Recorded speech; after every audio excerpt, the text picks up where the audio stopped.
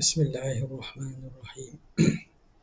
Assalamualaikum warahmatullahi wabarakatuh. Alhamdulillahi rabbil alamin wa afdalus salati wa atamut taslim ala sayyidina Muhammadin asyrafil anbiya'i wal mursalin wa ala alihi wa sahbihi ajma'in. Subhanaka la ilma lana illa ma 'allamtana innaka antal alimul hakim. Wa la hawla wa la quwwata illa billahil aliyyil azim. رب اشرح لي صدري ويسر لي أمري واحلل عقدة من لساني يفقه قولي وسدد لساني واهد قلبي بحق سيدنا محمد صلى الله عليه وسلم. اللهم ألهمنا بالعلم وزينا بالحلم وأكرمنا بالتقوى وجملنا بالعافية. اللهم أخرجنا من ظلمات الوهم وأكرمنا بنور الفهم وافتح علينا بمعرفة العلم وحسن أخلاقنا بالحلم وجعلنا ممن يستمعون القول فيتبعون أحسنه والحمد لله رب العالمين. Alhamdulillah, bersyukur kehadirat Allah Subhanahu wa taala dengan taufik dan izin daripada Allah, kita dapat menyambung lagi pada malam ini daripada kitab Hasyiah Asy-Syarqawi 'alal Hudhudi. Yang mana kita berada pada perbahasan tentang akhir dah bahagian berkaitan dengan sifat-sifat yang wajib bagi Allah Subhanahu wa taala ini, iaitu sifat yang harus bagi Allah, yakni mengadakan setiap mungkin dan tidak mengadakan mungkin tersebut. Jadi sedikit berkaitan dengan perbincangan semalam, mungkin kita berkaitan dengan ru'yatillah. Semalam kita terangkan tentang apakah pandangan yang terdapat di sisi ulama ahli sunnah wal jamaah berkaitan dengan ru'yah ini. Maka ru'yah ini secara umumnya harus di dunia dan di akhirat. Hukum melihat makhluk bagi Allah Subhanahu wa taala itu harus, kerana Allah ini zat yang mawjud, wa kullu mawjudin yasihu an yura. Maka setiap yang ada itu sah dan boleh untuk dilihat, kerana syarat ru'yah ialah al-wujud sahaja. Boleh melihat itu syaratnya ialah wujud. Bila benda itu ada, maka sah untuk dilihat. Cumanya, kenapa tidak dilihat sebahagian daripada perkara-perkara yang wujud? Kerana dihijab. Maka berkaitan dengan ru'yatullah di sisi ulama ahli sunnah wal jamaah, dia termasuk daripada perkara yang harus di dunia dan di akhirat. Cuma tidak berlaku di dunia ini kecuali kepada Rasulullah sallallahu alaihi wasallam atas qaul yang paling sahih, atas qaul yang paling muktamad, iaitu Nabi sallallahu alaihi wasallam sahaja yang melihat Allah di dunia ini sebelum akhirat nantilah. Okey. Tidak berlaku ru'yah. Dengan mana ru'yatul basar, melihat dengan mata, itu tidak berlaku dalam keadaan sedar, yaqadatan, tidak berlaku bagi selain Rasulullah sallallahu alaihi wasallam. Itu sebagai khususiyah dan juga mukjizat dan kelebihan kepada Nabi sallallahu alaihi wasallam. Adapun di dunia ini melihat dalam mimpi, maka itu disebut dan diriwayatkan oleh beberapa para ulama yang mereka menyebut bahawa melihat Allah ni, mereka melihat Allah Ta'ala dalam mimpi. Adapun dalam mimpi, itu berlakulah. Jadi di sisi pandangan yang ramai di kalangan ahli sunnah, harus melihat Allah dalam mimpi. Cuma yang dilihat dalam mimpi itu ialah mestilah tidak tidak bertempat, tidak berjihah, tidak berjisim. Kalau betul lah yang dilihat dalam mimpi itu sebagaimana sifat Allah Subhanahu wa taala, maka apa yang dilihat itu ialah Allah. Cumanya kena ingat perhatian di sinilah, bahawa sebab apa boleh berlaku tu, kerana sistem ataupun qanun ar-ru'yah ataupun melihat yang berlaku dalam mimpi ni tak sama dengan melihat pada ketika jaga. Melihat ketika jaga ni perlu kepada syarat-syarat tambahan pada adatnya lah. Adapun dalam mimpi, dia tidak ada terikat dengan syarat-syarat tersebut. Kerana itu para ulama menyatakan bahawa sah dan berlaku melihat Allah dalam mimpi. Kalaulah apa yang dilihat itu bukan dan menepati sifat sebagaimana yang kita maklum sifat Allah Subhanahu Wa Taala, maka itu bukan Tuhan. Apa yang dilihat itu bukan Allah. Cuma makhluk yang Allah Taala cipta yang yang berada dan nampak dalam mimpi. Tapi adakah itu Tuhan? Tidak. Nampak tak? Kerana apa? Kerana dia bersifat dengan sifat makhluk. Kalau ada bentuk dan ada rupa dan sebagainya, maka apa yang dilihat itu ialah bukan Tuhan. Okey, bukan Tuhan. Okey. Apa lagi? Kemudiannya berkaitan dengan melihat Allah Ta'ala. Maka kita sebut semalam, ada sebahagian ulama' mengatakan bahawa orang kafir ni di akhirat, ini dunia selesailah. Maknanya secara khulasahnya melihat Allah itu berlaku harus hukumnya pada akal di dunia. Cuma tidak berlaku pada waqi', pada realitinya secara jaga kecuali kepada Rasulullah SAW. Adapun dalam mimpi perkara itu harus. Apabila selesai bab dunia ni, ada pun melihat Allah di akhirat nanti, sebagaimana kita sebut semalam, ada sebahagian mengatakan bahawa hatta orang kafir dan munafik pun melihat Allah kemudian mereka dihijab. Itu sebahagian pandangan lah. Cuma anda datangkan semalam dengan banyak hujah panjang sikit. Bukan nak kata itu pandangan yang muktamad dan diterima. Apa yang zahir daripada ayat Allah Subhanahu Wa Taala ialah innahum an rabbihim yawma idzin lamahjubun. Allah Taala sebut dalam Quran bahawa sesungguhnya mereka ketika hari akhirat itu mahjubun, mereka dihijab. Maka zahir daripada ayat Allah ini bahawa orang kafir dan orang munafik mereka terhijab daripada melihat Allah Taala. Maknanya tak boleh lihat langsung. Nampak tak? Jadi yang kita sebut semalam tu, itu sebahagian pandangan yang mengatakan yang nak kata hujah. Apabila seorang tu melihat Allah, kemudian bila dihijab itu, jadi semakin terseksa kerana dia ditarik nikmat. Itu salah satu pandangan. Okey. Jadi pandangan yang zahir daripada ayat Al-Quran tidak menyebut begitu. Maka ulama' mengatakan memang tidak berlaku ru'yatullah kepada orang kafir dan orang munafik. Langsung tak berlaku. Tidak berlaku langsung. Nampak tak? Jadi macam mana kita nak jawab kepada hujah golongan yang mengatakan mereka diperlihatkan sekejap kemudian dihijab. Mereka katakan kerana itu lebih asyaddu azaban, lebih kuat azab daripada orang yang tak dapat lihat langsung. Kita jawab bahawa sebenarnya melihat itu ialah satu bentuk nikmat dah. Kenapa? Bila melihat, dia tahu, dia makrifah dan dia tahu. Jadi bentuk daripada melihat itu satu bentuk makrifah. Jadi makrifah itu nikmat. Maka sebenarnya lebih azab dan lebih terseksa orang yang ditarik makrifah dan ru'yah daripada awal. Nampak tak? Jadi ini jawapan hujah balah kepada golongan yang mengatakan itulah. Ini sekadar perbincangan sajalah. Sekadar perbincangan saja. Jadi mereka katakan melihat Allah kepada orang kafir ni, mereka tengok sekejap ni Tuhan tutup. Tuhan akan hijabkan, itu menyebabkan mereka lagi terseksa kerana terhijab daripada apa yang telah mereka nampak. Jadi zahir pada ayat Quran tidak kata begitu. Dia kata mahjub, makna mahjub lah. Dengan erti kata tidak lihat langsung. Bahkan melihat itu sendiri satu bentuk daripada makrifah, satu bentuk daripada husul al-ilmi, terhasil ilmu. Maka hasil ilmu itu nikmat. Jadi lebih azablah bagi mereka orang kafir dan munafik ni, mereka terhijab daripada hasil ilmu itu secara awal, secara langsung lagi. Maka dok tahu langsung tu sebenarnya sangat terseksa dan itulah dia panggil sangat azab dan sangat asyaddu azaban wa iqaban, dan lebih balasan yang lebih keras lagi apabila mereka terhijab daripada melihat langsung.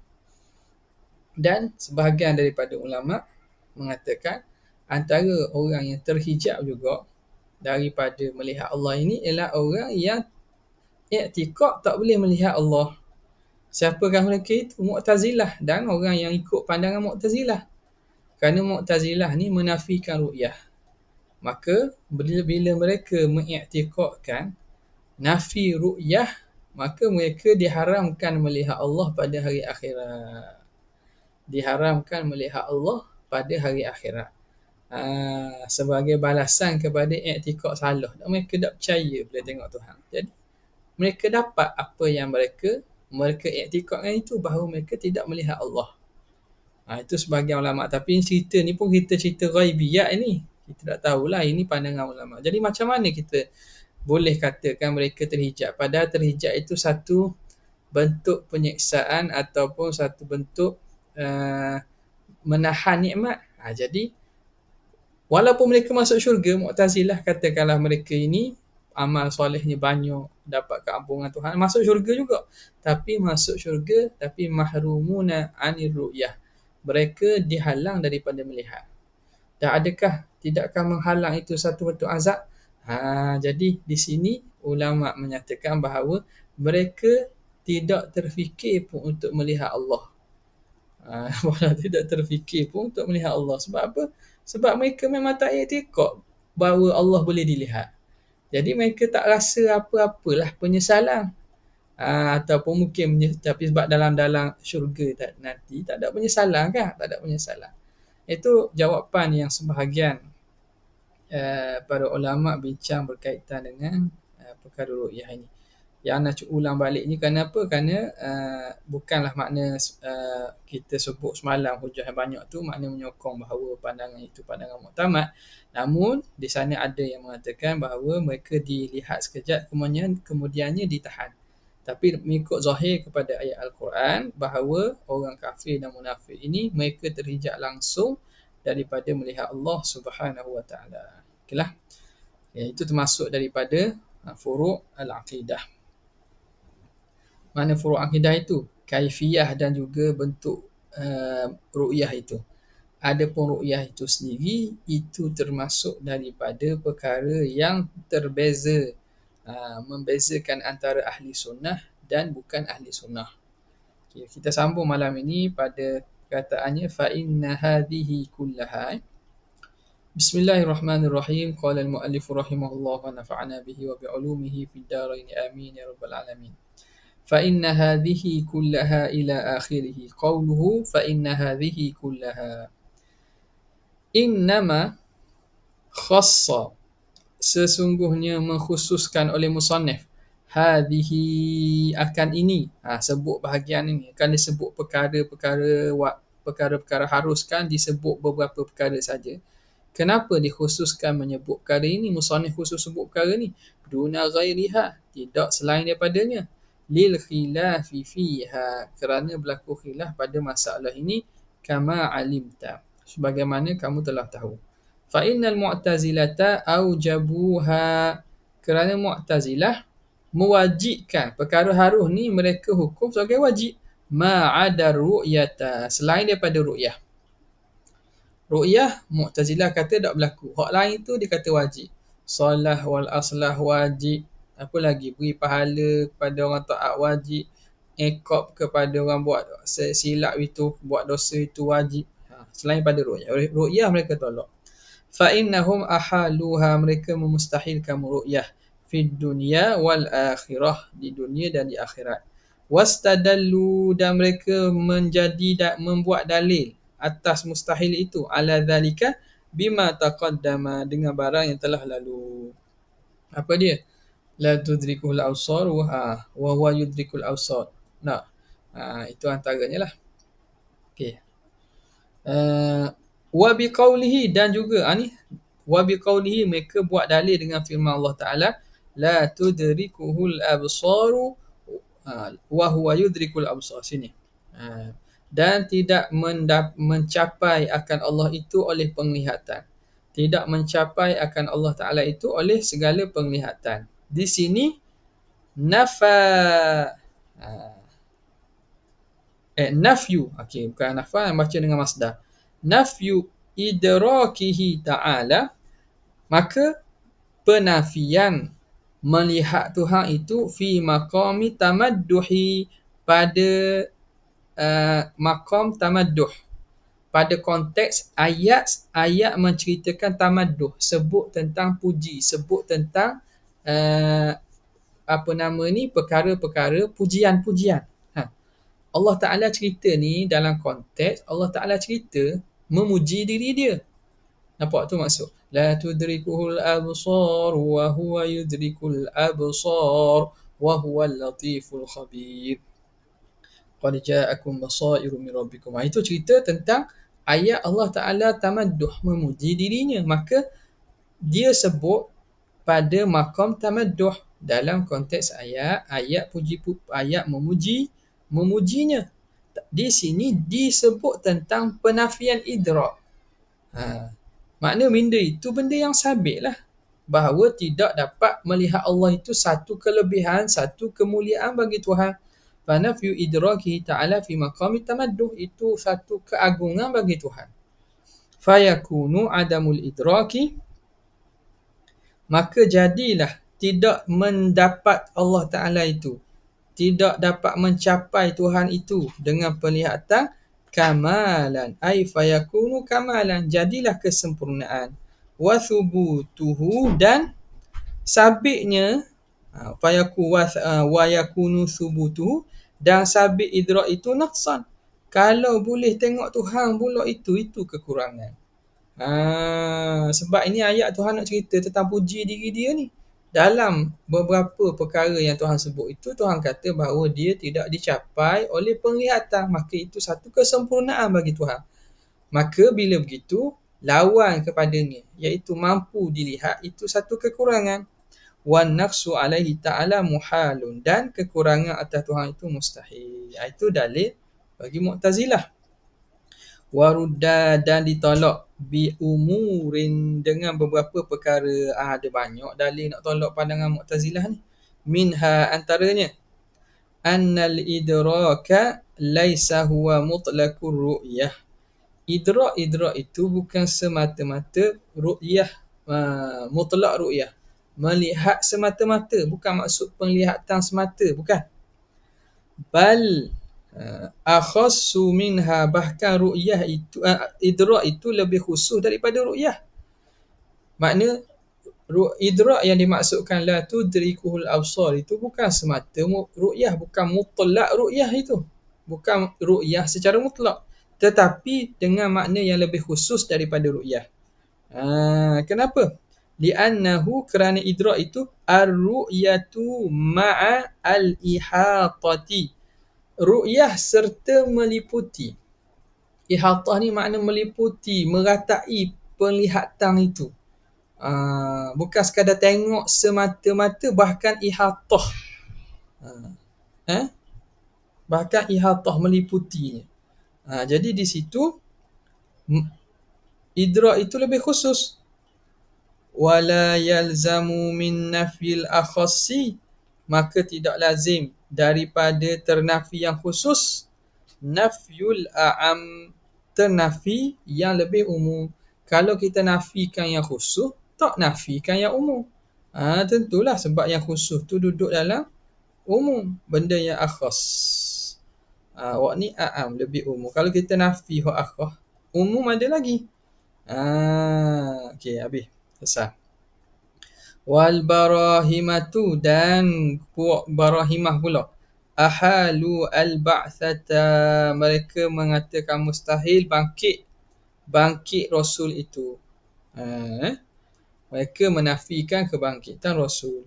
Fafi takhsis hazihi, pada mengkhususkan ini perkara, bizikri, dengan sebutan, isyaratun, fafi takhsis isyarah, mubtada' muakhar tu, isyarat kepada liraddi ala man dzukira, ke atas mereka yang disebut, iaitu Mu'tazilah dan Barahimah.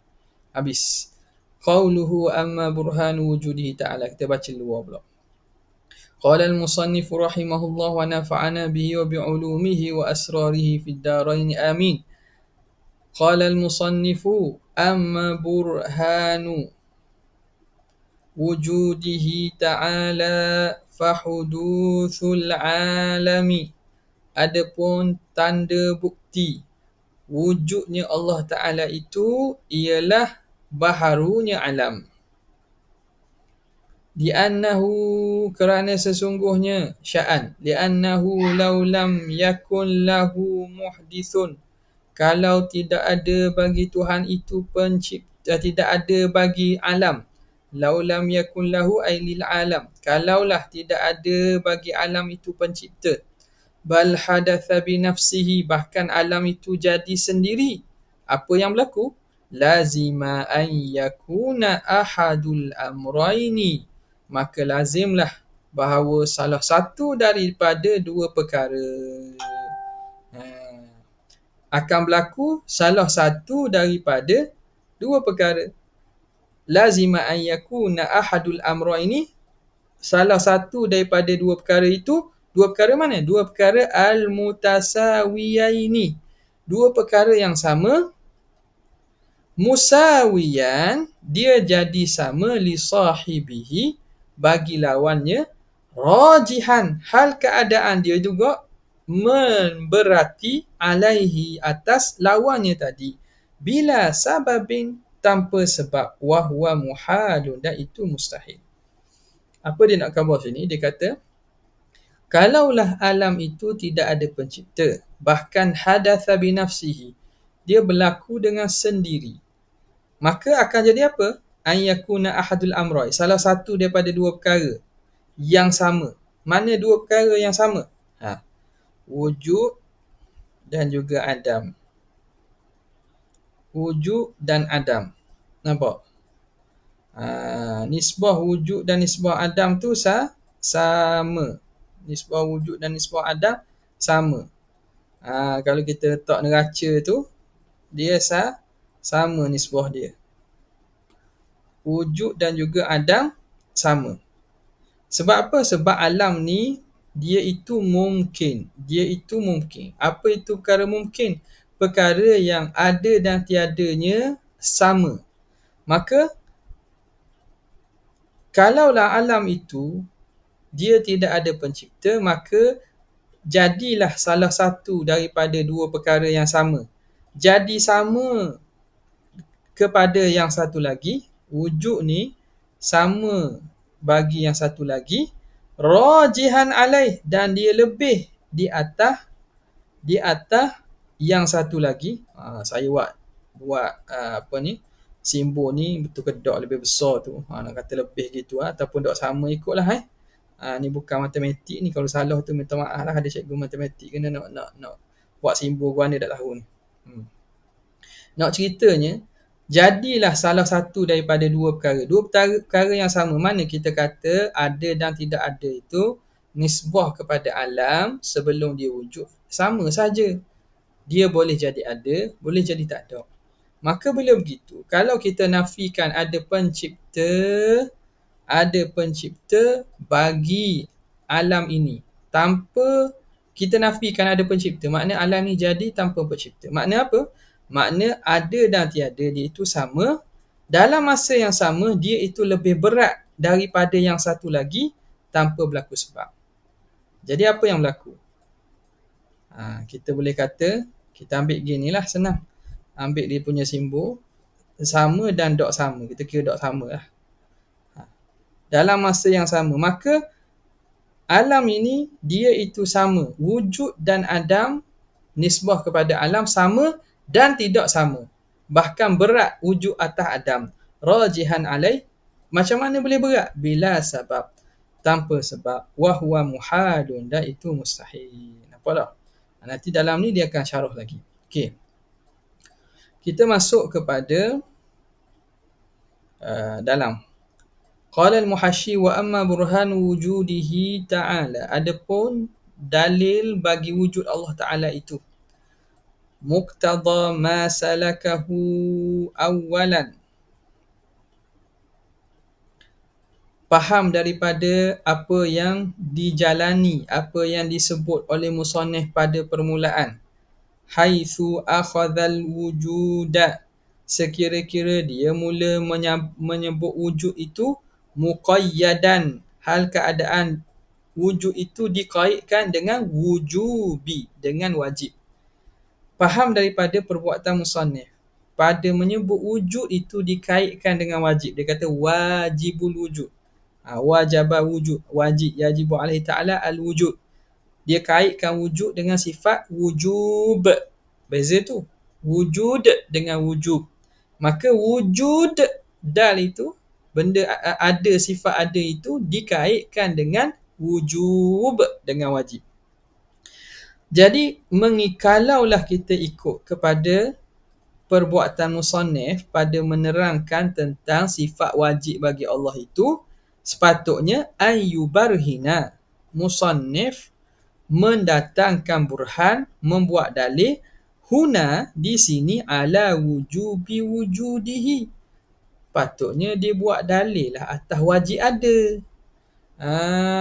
Pada sebut mula-mula, bahagian mula-mula tu, bila sebut dalil wa fayajibu fi haqqi maulana jalla wa ala ishruna sifatan.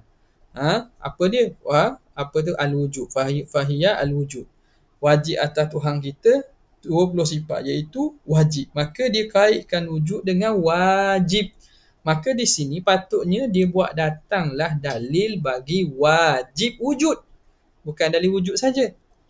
Kama fa'ala ba'dul mutakallimin, sebagaimana dibuat oleh sebahagian ulama-ulama ahli kalam lain.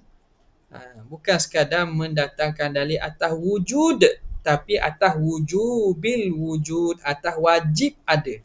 Bukan dalil atas ada sahaja, dalil atas wajib ada. Wahina idzin, maka ketika itu, fala yahtaju ila iqamatil burhani, maka ketika itu tidak berhajat musannif untuk mendatangkan dalil alal qidami wal baqa, di atas qidam dan baqa.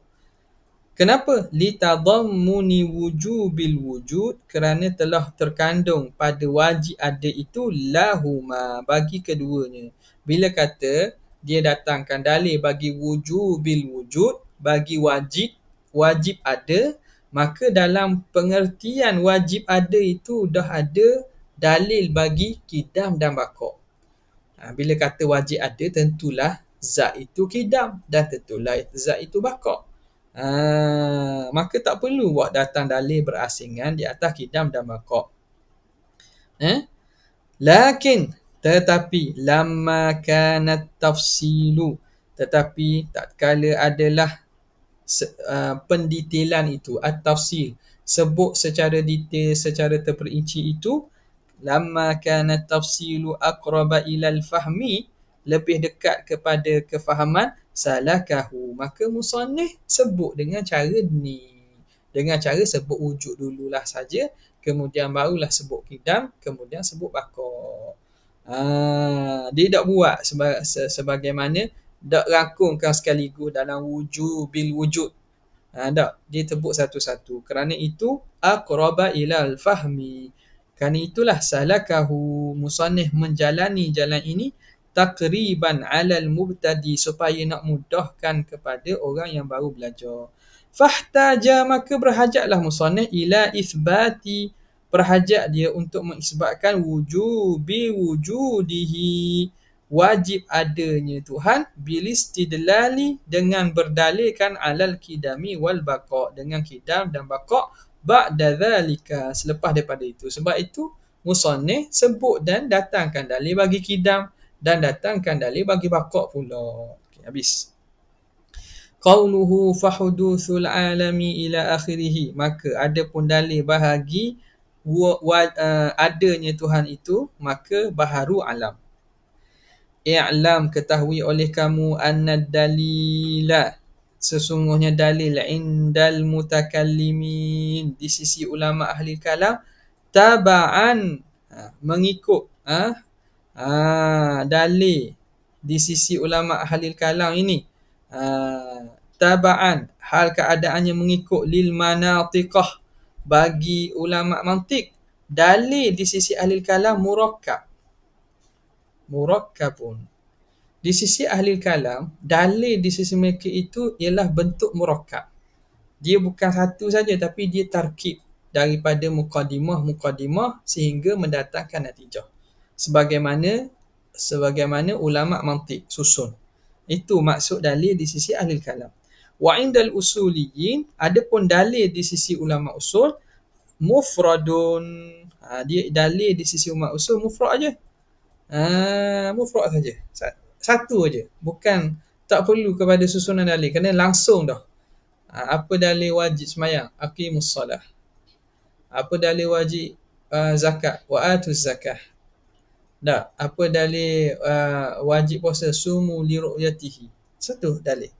Okey, itu di sisi ulama usul. Wa huwa ma yalzamu.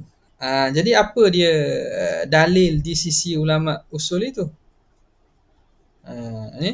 Wa huwa ma yalzamu min wujudihi al-wujudu, iaitu barang yang lazim daripada adanya oleh ada. Fad-dalilu ala wujudihi ta'ala, maka wahwa dalil lah ni. Wahwa dalil, dan bermula dalil itu ialah ma yalzamu min wujudihi al-wujud. Ni secara umum. Apa erti dalil? Ma yalzamu min wujudihi al-wujudu, sesuatu yang lazim daripada adanya ada yang satu lagi. Bila dalil ni ada, maka ada madlul. Ada madlul. Jadi dalil ni barang yang lazim daripada ada dalil, ada madlulnya, ada satu lagi. Wad dalilu ala wujudihi ta'ala, dan dalil atas adanya Allah Ta'ala itu indal mutakallimin, di sisi ahli kalam, ialah qauluna, perkataan kita, al-alamu hadithun wa kullu hadithin la budda lahu min muhdithin, setiap yang baharu itu tak dapat tidak mesti ada pencipta. Wal alamu la budda lahu min muhdithin, maka alam tak dapat tidak mesti ada pencipta. Okay. Itu di sisi ahli kalam, mutakallimin. Wa indal usuliyin, di sisi ahli ulama usul, nafsul alam, diri alam tu sendiri. Alam tu sendiri, dia tak perlu susung. Sebab dalil di sisi ulama usul ni mufrad. Dalil secara kita panggil secara tunggalan gitu, bukan perlu kepada susunan-susunan. Jadi di sisi ulama usul, dalil kepada adanya Tuhan itu ialah diri alam tu sendiri, min haitsu huduthuhu, dari segi baharunya alam, wa imkanuhu, dan imkannya alam. Masalan, bukan contoh je lah. Sebagai contoh saja. Okey. Habis. Wa zahiru kalamil musannifi, dan zahir daripada kalam musannif, adamu muwafaqati tariqatin. Zahir daripada perbuatan kalam musannif itu ialah tidak menepati apa-apa jalan, min tariqataini, daripada dua jalan itu. Jadi musannif bila dihurai pada dalil ni, nak kata dia ikut jalanan usuliyin pun tidak. Dia tidak datangkan dalil secara mufrad. Nak ikut jalanan ulama ahli kalam pun tidak. Dia tidak susung dalil sebagaimana susunan lengkap. Jadi tak ikut belaka. Adamu muwafaqati tariqatin minat tariqain. Itu zahirnya.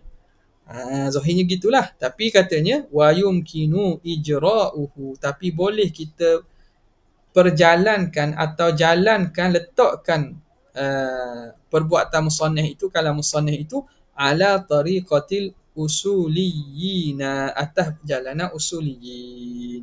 Kata, tapi kalau kita nak letak dia pada salah satu daripada dua cara itu, boleh kita nak letak dia atas jalanan usuliyin. Macam mana? Bi an yakuna ma'na kalamihi, dengan kita jadikan makna kalam musannif itu, fal alamu min haitsu huduthuhu, maka alam itu dari segi baharunya. Gitulah. Mana dia kata fahuduthul alam kan? Wa amma burhanu wujudihi ta'ala fahuduthul alam. Wa amma burhanu wujudihi ta'ala fahuduthul alam. Jadi dia kata makna boleh kita nak letak atas jalanan dalil ulama usul dengan kata dalilnya ialah al-alam min haitsu hudusuhu. Wa yakunu dhalika, dan jadilah demikian itu, isyarah wa yakunu fi dhalika isyaratun, isim yakun muakhar. Jadi daripada demikian itu isyarat ila anna wajha dalalatihi, bahawa wajah pendalilan musannif ala wujudillah, wajah pendalilan musannif ataupun wajah dalalah ni dalalah alam lah. Kasar ni dalalatil alami ala wujudillah, wajah pendalilan atau menunjuknya alam atas wujud Allah Ta'ala itu ialah huduthuhu, ialah dari aspek baharu dia, la imkanuhu, bukan aspek mungkin dia. Masalan, sebagai contoh, kita sambung lepas daripada azan ni.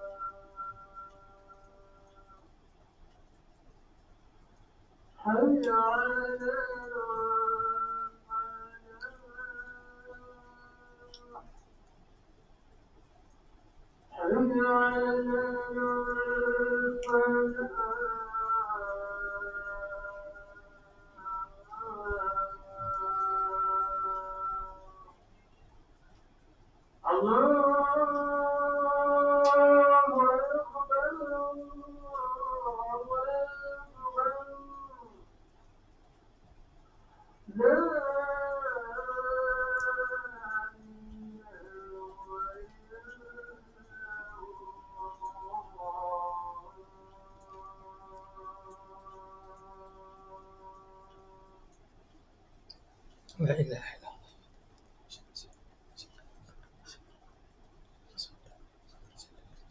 Masya Allah.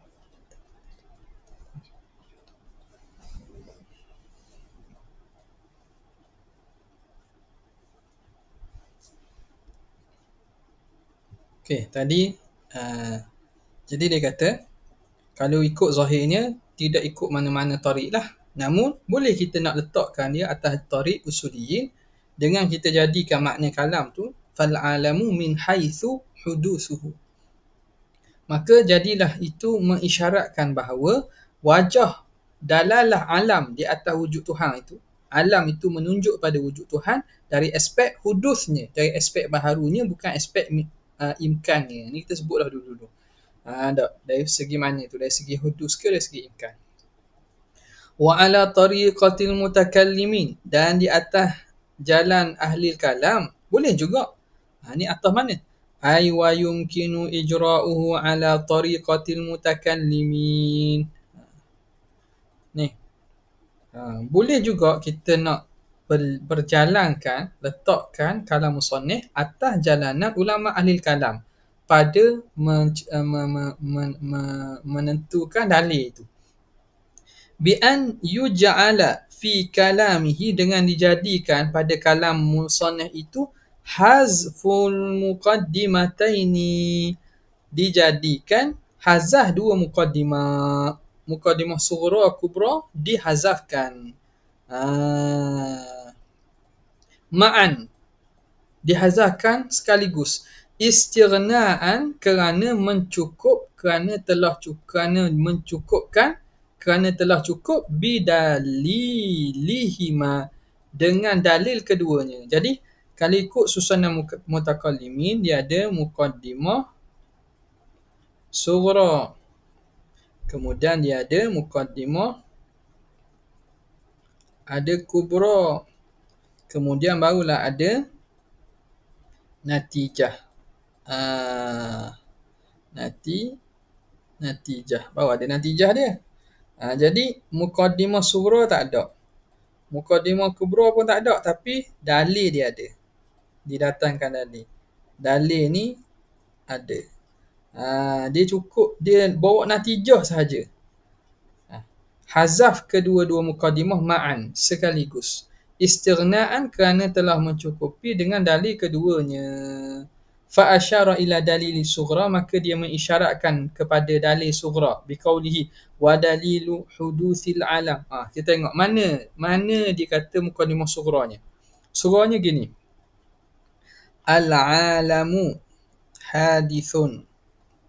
Kubranya wa kullu hadithin la budda lahu min muhdithin fal alamu lahu muhdith.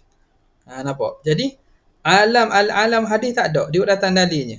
Dalil bagi surah biqauli wa dalilu hudusil alam, dalil baharu alam. Ni nak cerita tentang muqaddimah surah, iaitu al-alam hadis. Apa dalilnya? Wa dalilu hudusil alam ni. Mana? Wa dalilu hudusul alami. Tidak baca tadi ya. Wa dalilu hudusil alami mulazamatuhu lil a'radil hadithah. Okey, itu satu. Kemudian wa ila dalilil kubra. Dia mengisyaratkan kepada dalil kubra. Biqaulihi, dengan katanya li annahu law lam yakun lahu muhdithun. Kalaulah tidak ada bagi alam itu pencipta. Kalau tidak ada bagi alam tu pencipta, ila akhirih. Mana? Ini nak mendatangkan dalil bagi kubra. Mana kubra? Wa kullu hadithin la budda lahu min muhdith. Setiap yang baharu tak dapat tidak mesti ada pencipta. Apa bukti bahawa setiap yang baharu mesti ada pencipta? Dalilnya, kalaulah tidak ada baginya pencipta, bal hadatha binafsihi. Nampak? Jadi dia mengisyaratkan kepada dalil kubra. Biqaulihi li annahu law lam yakul lahu muhdithun ila akhirih. Okay. Tapi kenapa disebut dalil kubra dulu? Wa qaddama dalilal kubra, dan musannif mendahulukan dalil kubra liqillatil kalami alaihi, kerana sedikit huraian, sedikit percakapan, makna sedikit kalam, sedikit huraian berkaitannya. Li'annaha la tahtaju ila dalilin.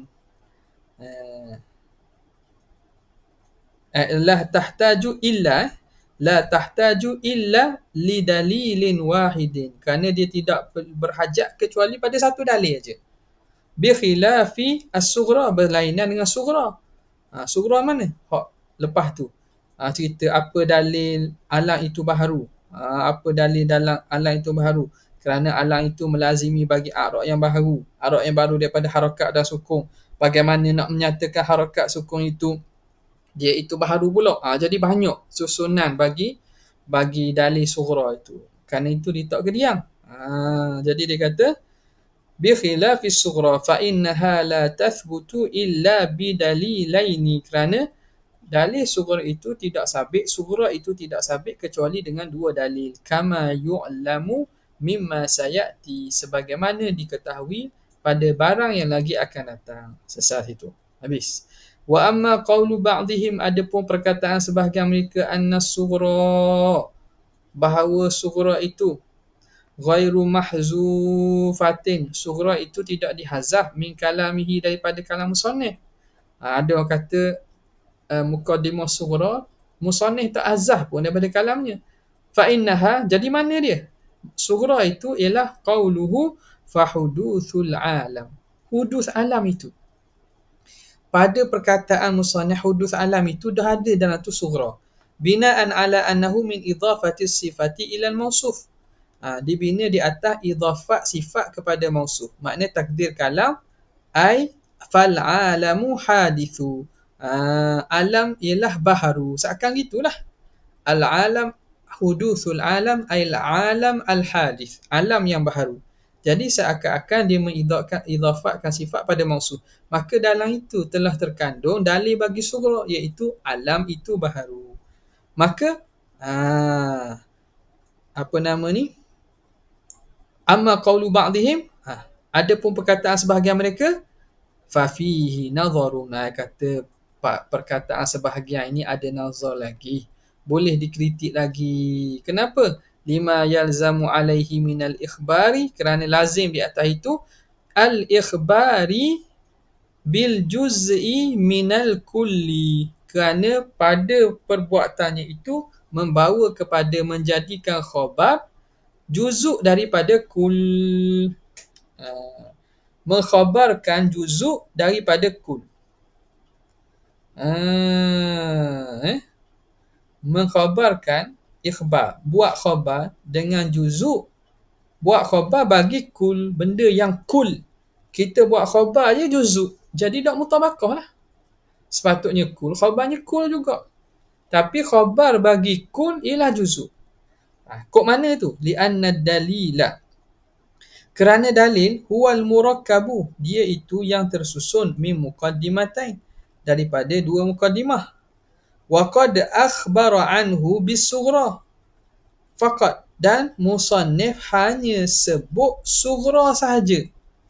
Binaan ala kalamihi, dibina atas kalam musannif lah. Kalau musannif kalau sebut fahudusul alam tu makna musannif sebut sughra sahaja. Musannif sebut sughra saja ala kalamihi.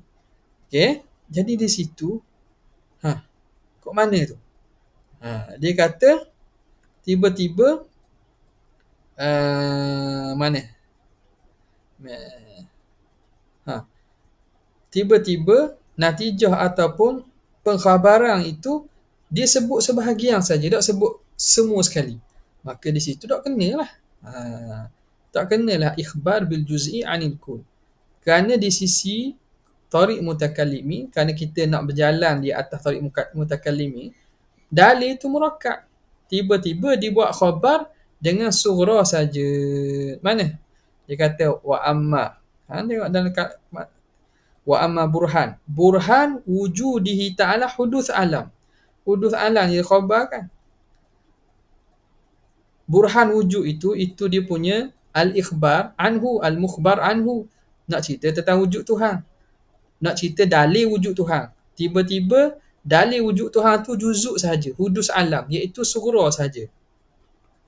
Maka dia telah mengikhbarkan dengan juzuk daripada kul. Nampak tak? Nampak tak situ?